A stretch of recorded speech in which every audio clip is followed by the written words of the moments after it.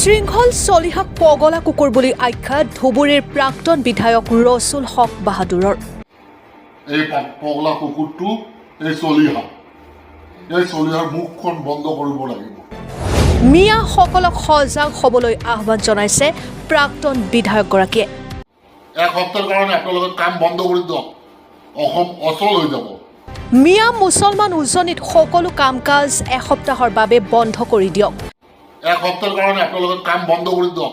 মিয়া কাম কাজ বন্ধ কৰি দিলে অসম অচল হৈ পৰিব। এক সপ্তাহৰ কাৰণে আপোনালোকে কাম বন্ধ কৰি দিয়ক, অসম অচল হৈ যাব। শৃংখল চলিহা অকল বিশৃংখল পৰিৱেশ সৃষ্টি কৰাৰ বাহিৰে একো কৰিব নোৱাৰে। দম আছে যদি অসমৰ পৰা এটা মিয়া মুছলমানক খেদাই দেখাই দিয়ক। পুনৰ উভতি ধৰিলে শৃংখল চলিহাক প্ৰাক্তন বিধায়কগৰাকীয়ে। ভাৰতীয় মুছলমানৰ ওপৰত অত্যাচাৰ কোনো পধ্যেই মানি লোৱা নহ'ব, এক প্ৰকাৰ প্ৰাক্তন বিধায়কগৰাকীৰ এই হুংকাৰ। অসমত হিন্দু মুছলমানৰ মাজত কেনেকৈ সংঘাতৰ সৃষ্টি হ'ব সেই চিন্তা কৰে শৃংখল চলিহাই। এনেধৰণৰ বিভিন্ন মন্তব্য আগবঢ়াই ধুবুৰীৰ প্ৰাক্তন বিধায়ক ৰছুল হক বাহাদুৰে। সৰ্বশেষত শৃংখল চলিহা আৰু চিতু বৰুৱাৰ বিৰুদ্ধে অতি সোনকালে কঠোৰ ব্যৱস্থা হাতত ল'বলৈ অসমৰ মুখ্যমন্ত্ৰী ডক্টৰ হিমন্ত বিশ্ব শৰ্মালৈ আহ্বান প্ৰাক্তন বিধায়কগৰাকীৰ। অন্যথা যিকোনো মুহূৰ্তত অসমত ভয়াৱহ আন্দোলন গঢ়ি তুলিব সংখ্যালঘু সংগ্ৰাম পৰিষদে। Bureau report, Arunodoy Assam.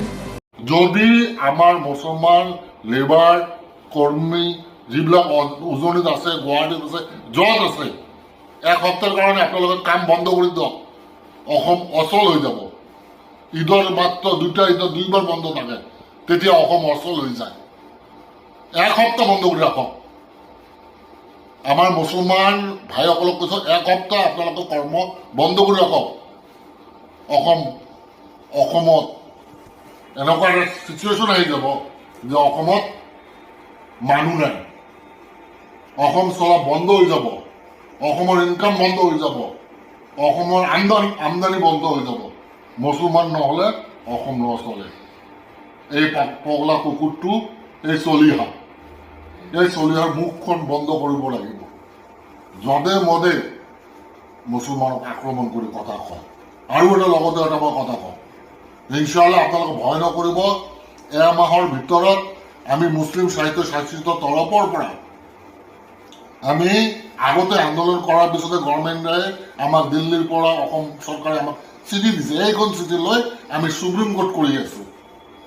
এইবোৰ মানুহৰ ওপৰত সুপ্ৰিম কোৰ্ট কৰিছোঁ, যিবোৰ মানুহ হিন্দু মুছলমান কৰে, মুছলমানৰ ওপৰত আক্ৰমণ কৰে, মছজিদত আক্ৰমণ কৰে, মাদ্ৰাসাত আক্ৰমণ কৰে, কবৰস্থানত আক্ৰমণ কৰে, কোৰবানী দিব নিদিয়ে, আমি ব্যৱস্থা লৈ আছোঁ।